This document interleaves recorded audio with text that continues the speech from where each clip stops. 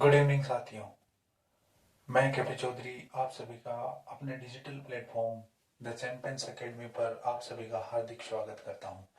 मैं आप लोगों को बताना चाहूँगा कि मैं एक ऑनलाइन डिजिटल प्लेटफॉर्म के माध्यम से आप लोगों के साथ क्लास 10th के फर्स्ट चैप्टर के साथ रूबरू हो रहा हूँ। क्लास 10th का जो फर्स्ट चैप्टर है उसका नेम है रियल नंबर्स। Real numbers. हम जब क्लास फिफ्थ से होते हैं तब हमारे साथ नंबर्स के जो डिफरेंट डिफरेंट नेम्स हैं उनके आना स्टार्ट नेम्स जो डिफरेंट डिफरेंट नेम्स हैं उनके हम टाइप्स के बारे में पढ़ना स्टार्ट करते हैं। जो नंबर्स के टाइप हैं उनके बारे में मैं आप लोगों को जो क्लास 10th में जो चैप्टर दे रखा है उसके बारे में आप लोगों को बताने से पहले ये बताना चाहूँगा कि इस चैप्टर से पहले भी हमने नंबर्स के बारे में बहुत पढ़ा हुआ है। जैसे हम क्लास सिक्स्थ में हम जब इंटर होते हैं तब वहाँ पर हमारे पास जो नंबर्स होते हैं वहाँ पे नेचुरल नंबर्स का जो एक अलग से सेगमेंट एक टॉपिक आता है। उसके साथ ही उसके बाद जब हम क्लास सेवन्थ में आते हैं तो वहाँ हमारे साथ जो नंबर्स का जो ग्रुप है वो नेचुरल के साथ साथ वोल नंबर्स का भी ऐड हो जाता है। वैसे सिक्स्थ क्लास में भी थोड़ा सा पार्ट वोल नंबर्स के बारे में दे रखा है, लेकिन उसके बाद वहाँ पे वोल नंबर्स के बारे में होता है और साथ ही सेवन्थ क्लास में वोल नंबर प्लस इंटीजर्स के बारे में होता है। तो वहाँ पर जो बच्चों की क्यूरीज रहती है, जो क्वेश्चंस रहते हैं कि सर प्लस माइनस के नंबर्स को कैसे ऐड करते हैं, शायद आपको भी ऐसा कुछ याद आ रहा होगा। उसके बाद जब हम क्लास 8 में आते हैं तो अपने पास जो नंबर्स हैं इंटीजर्स उनसे जस्ट अगला जो पार्ट होता है वो स्टार्ट हो जाता है।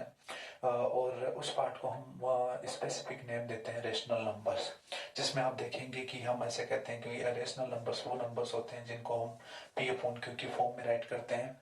और पी अपॉन क्यू की फॉर्म में राइट करने के साथ साथ हम ये भी लिखते हैं कि जहाँ पे जो डिनोमिनेटर क्यू है वो नहीं होना चाहिए, यानी is not equals to zero, किसके बराबर नहीं होना चाहिए, जीरो के इक्वल। फिर वहाँ पे आप लोगों की जो क्यूरीज होती है कि सर ये जीरो क्यों नहीं होना चाहिए, और इन सब चीज़ों के बारे में हम डिस्कस करते हैं कि सर फ्रैक्शंस नंबर्स जो होते हैं और अपने पास जो रियल नंबर है उनमें क्या बड़ा डिफरेंस है। सर इन दोनों में क्या ऐसा बड़ा अंतर है जो हम, तो वहाँ पे हम ये भी डिस्कस करते हैं। साथ ही साथ फिर उसके बाद मैं आप लोगों को बताना चाहूँगा कि 8th क्लास के बाद जो अपने पास आता है उसमें हमारे पास क्लास 9th जो आती है वहां पे अपने जो ये जो रियल नंबर्स हैं इनका थोड़ा सा पार्ट आना स्टार्ट हो जाता है। रियल नंबर्स का जो पार्ट है वो यहाँ से स्टार्ट होता है। और रियल नंबर्स का जो पार्ट है वो कुछ इस तरीके से स्टार्ट होता है कि वहाँ पे भी नंबर्स नाम से ही चैप्टर है। और नंबर्स नाम से जो क्लास 9th है उसमें जो फर्स्ट चैप्टर है उसमें हम डिस्कस करते हैं कि नंबर्स जो होते हैं वो रेशनल और इरेशनल नंबर्स में क्या डिफरेंस होता है। स्पेशली हम दोनों इन रेशनल और इरेशनल जो नंबर है इनमें हम डिफरेंस का पता लगाते हैं। इसके बाद वहाँ पे आप लोगों को जो इरेशनल नंबर्स है उनको नंबर लाइन पे ड्रॉ करना। इसके अलावा जो अपने पास रेशनल नंबर्स हैं उनमें जो इरेशनल नंबर है उनको उनके डिनोमिनेटर को उसमें चेंज करना, जिसको हम एक अलग तरीके से एक नेम गिवन करते हैं रेशनलाइजेशन। यानी जो डिनोमिनेटर में नंबर्स दे रखे होते हैं, जैसे आप लोगों के पास एग्जाम्पल के तौर पे आपको एक बार क्लास 9 का थोड़ा सा रिवाइज करता हूँ। अपने पास नंबर है 1/√2 और आपको कहा जाता है कि इस नंबर को आप लोगों को रेशनल में यानी इसके डिनोमिनेटर का रेशनलाइज करना है। तो यहाँ हम लोग क्या करते हैं, इसके रेशनलाइज करने के लिए हम क्या करते हैं, इसके अपसाइड और डाउन साइड में अपन √2 से मल्टीप्लाई करते हैं। जैसे √2 से मल्टीप्लाई करते हैं तो यहाँ √2 multiply by 1/√2 and down side is √2 multiply by √2। तो उनकी पावर यहाँ पे भी हाफ है, यहाँ पे भी पावर हाफ है। वो अगर बेस सेम होता है तो पावर एड हो जाती है और यहाँ से अपने पास रिजल्ट आता है 2 पावर हाफ एंड हाफ 1 होता है तो 2 पावर 1। तो इस तरीके से हम इनका रेशनलाइजेशन करते हैं क्लास 9th में। क्लास 9th में इस चैप्टर में जो स्पेसिफिक तौर पर दे रखा है वो दे रखा है कि जब अपने पास कोई नंबर जिन पे बार होता है कुछ इस तरीके से कि जो नंबर्स हैं जैसे 7.21 दे रखा है, मान लो इस नंबर पर इस तरीके से बाहर है तो इसको हम किस तरीके से राइट करेंगे। तो वहां जो हम पढ़ते हैं वहां जो टॉपिक होता है वो होता है अपने पास टर्मिनेटिंग का, नॉन टर्मिनेटिंग रिक्यूरिंग का और साथ ही साथ नॉन टर्मिनेटिंग नॉन रिक्यूरिंग का। तो जहां पे वो जो लास्ट वाला पार्ट है नॉन टर्मिनेटिंग नॉन रिक्यूरिंग, उस पार्ट को तो हम लोग बोलते हैं कि ये एक इरेशनल पार्ट होता है। बाकी जो एक टर्मिनेटिंग है यानी एक फिक्स प्लेस के बाद डेसिमल या नॉन डेसिमल के बाद अगर डिवाइड कंप्लीट हो जाए तो उसको तो हम बोलते हैं टर्मिनेट। टर्मिनेट का मतलब हिंदी मीनिंग होता है शांत हो जाना। शांत होने का मतलब है कि इसके बाद आगे डिजिट्स नहीं आएंगे, डिवाइड कंप्लीट हो गया, अपना जो रिमाइंडर है वो हमें जीरो मिल गया है। और जो नॉन टर्मिनेटिंग रिक्यूरिंग होता है उसमें अपने पास ये होता है कि जो डिवाइड है वो कंप्लीट तो नहीं होता है, कहने का मतलब है रिमाइंडर जीरो तो नहीं आता है, लेकिन बार बार थोड़े टाइम बाद वही वापस रिमाइंडर है वो रिवाइज होना स्टार्ट हो जाता है। तो वहां उसको हम नॉन टर्मिनेटिंग रिक्यूरिंग बोलते हैं, यानी टर्मिनेट नहीं है, अशांत है, लेकिन बार बार क्या हो रही है, रिक्यूरिंग का मतलब वही चीज रिपीट हो रही है, आवर्ती हो रही है उस चीज की। तो ये हमारे यहाँ तक क्लास 9 तक की बात होती है।